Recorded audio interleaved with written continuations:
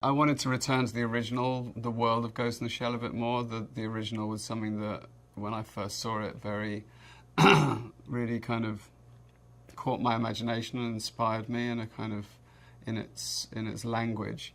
And so I kind of went back through, I took a lot of stills from the original, innocent, standalone complex, and I started to kind of collage a story.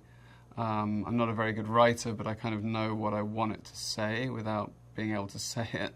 So I wrote kind of, you know, the story and did it like a graphic novel, like a 110-page graphic novel, and then I showed him that, and it very clearly laid out the storyline and the type of story in the world and the visual aesthetic of it. The anime, to me, has a certain feeling to it that I think is very, very Japanese, but very science fiction. And it exists in a, you know, it's borrowed from popular culture and now as much as it's been borrowed from. And you see a lot of Blade Runner in there, you know, and then The Matrix borrowed quite heavily from it. So it's kind of, it's one of those other kind of, you know, bookmarks along the history of kind of science fiction cinema. And I feel we're just another kind of part of the legacy. You know, we're not reinventing it, we're doing due diligence to it, and we are continuing that legacy, hopefully, in a respectful way.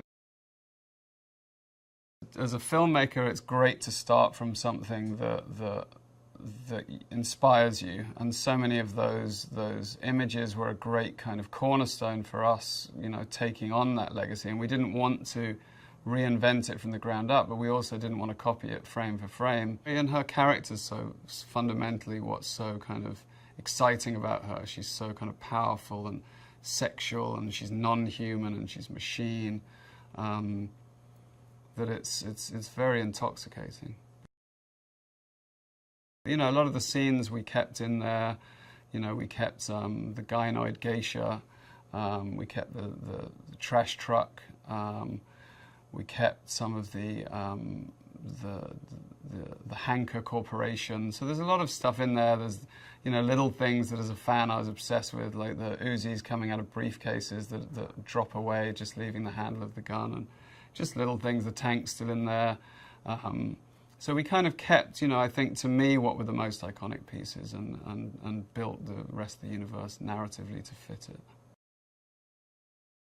Ghost in the Shell is, in its simplest terms, the ghost is the human essence, the soul, and the shell is the machinate body, the carapace into which she's put. So the original Ghost in the Shell starts with a human brain being put into a machinate body.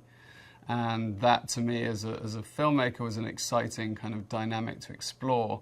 You know, where did that brain come from? What does that brain still think? What does that brain still remember? What is that brain told to remember? Can you reprogram a human brain the same way you can reprogram a machinate brain, you know, a computer?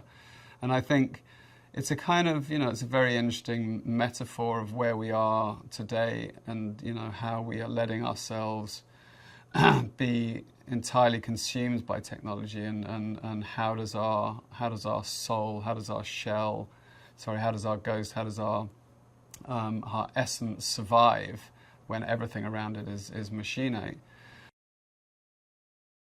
So we start with our lead character, the Major, played by Scarlett Johansson, who is a cyborg. She's got a human brain in a machinate body, and she is tasked with trying to track down the villain of the piece, really, who has, the opening scene of the film, has hacked into a group of Hanker scientists and stolen data from their brains through these hacked geishas whose heads explode and viscerally kind of engorge the data out of them. So that kind of leads the mystery of who is this guy, what's he taking, and why is he taking it? And so her and her team, Section 9, go down this road of trying to find who this guy is. But as she journeys down the road, she starts to understand that her path and his path are closer than she thought, and she starts to understand not only what she is, but who she was before. It's in a kind of retro future in a way. I mean, some of the technology is very kind of, we have 70s cars and 80s cars and 90s machine guns and and lots of cables, but then we're able to communicate telepathically through technology. So it's kind of its own world. There's no date on it, 2097 or something. It's just it's a parallel universe. We wanted to make something grounded. I try and use very little green screen. I try and create real environments as much as possible. And then a lot of this film, we've used miniatures, sets, real cities. We shot in Hong Kong for 3 weeks. And then we augment digitally on top of that instead of just putting people in a green room and creating everything digitally. So I think it's very, very important to me that you feel like that world exists, that you can touch it, that you can relate to it, because the stories are complicated in science fiction. You need them to exist in a place where people feel that they could exist themselves. Well, Section 9 is really the team that Major works for. They're the kind of elite cyber terrorist kind of squad. They're the equivalent to a kind of SEAL team who deal in cyber terror in an urban environment. And they're all chosen for their specific enhancements and skill sets, and they kind of bolster her unit. So she's got a small but highly trained tactical unit. And then Hanker is the biggest kind of and most widely visible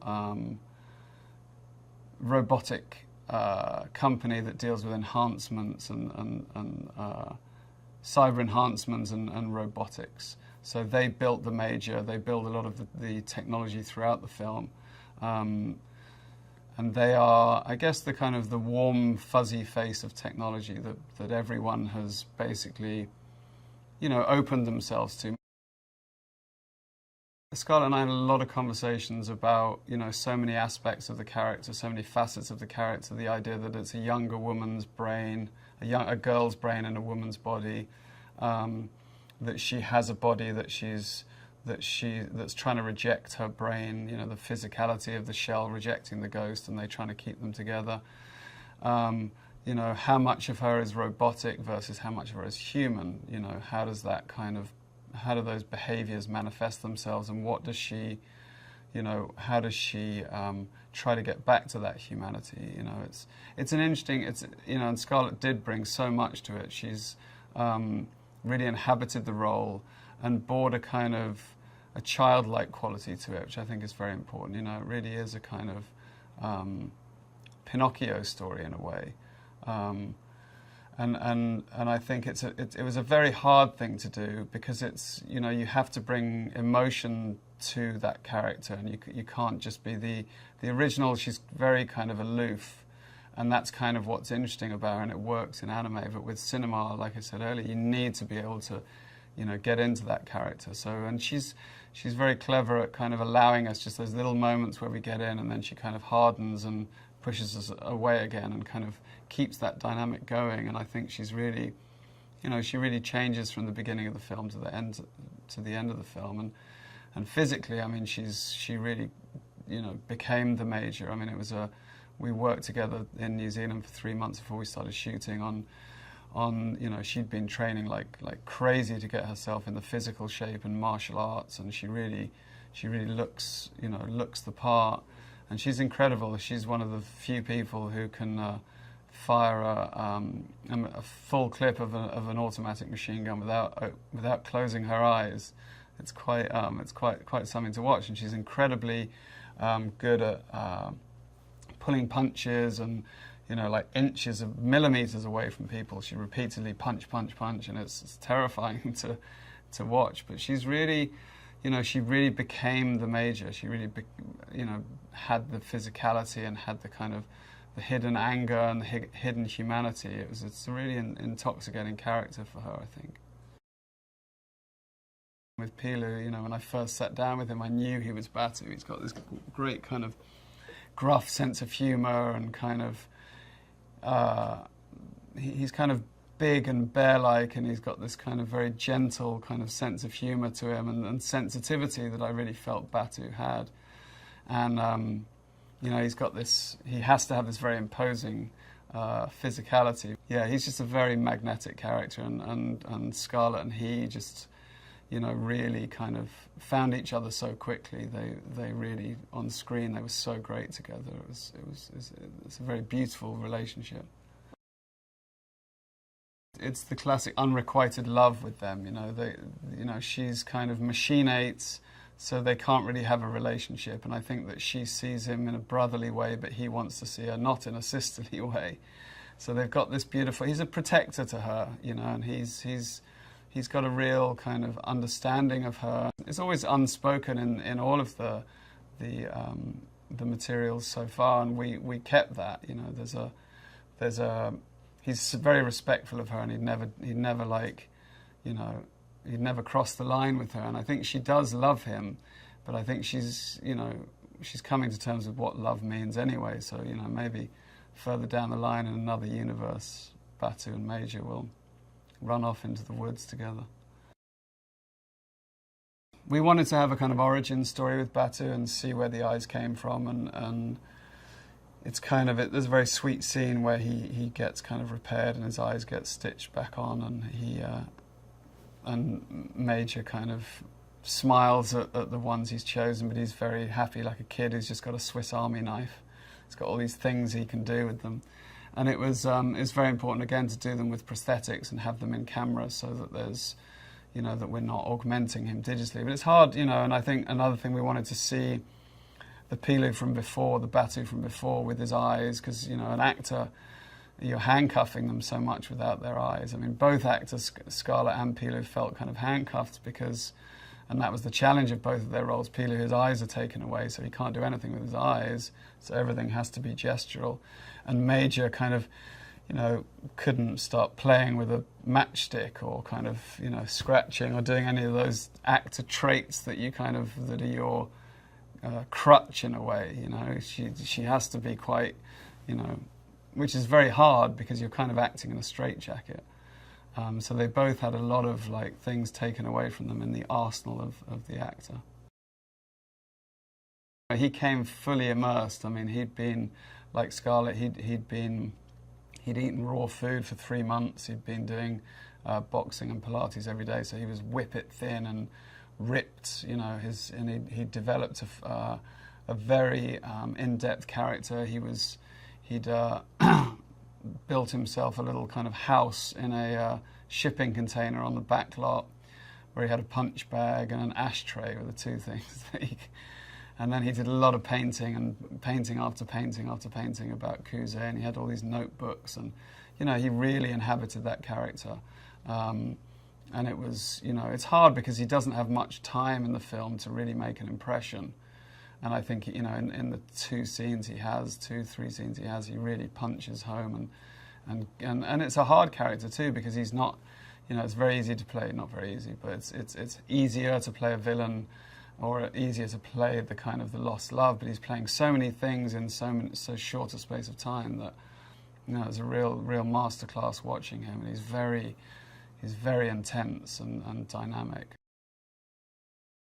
She plays Dr. Ouellette, who is the head of Hanka Robotics and really is the mother of the Major. She built her. She's really impassioned about trying to save humanity. She believes that we won't exist if we don't evolve beyond our mortal kind of human forms. She's trying to preserve humanity, but in a way she's had to be conflicted by being funded by the military, who want something different. So the things that she is seeing in the Major, these glitches that are memories, fragments from her past, she is having to destroy for the military side of the operation, but she secretly knows that that's what she's really thriving for, because she's knowing that humanity is surviving through the transformation from human to machine. Juliette was the first person I thought of for the role, because I think she's such an emotional actress, and I felt we really needed someone to be the emotional side of the Major. And Juliette said no many times. But eventually, you know, we worked on the script together, we worked on the character together, and she came aboard, thankfully, because she's amazing in the film, and I think she provides so much of that emotion that I really hope she would. was a wonderful relationship working with her. She's amazing and very funny. Takeshi Kitano plays Aramaki, who's the head of Section 9, who much like Juliette, as an actor, I've grown up admiring, you know, so many of his films as an actor and a director. And so, you know, when I was first talking about Ghost in the Shell, he was one of the first people I wanted to bring into the project, because he so, to me, had that.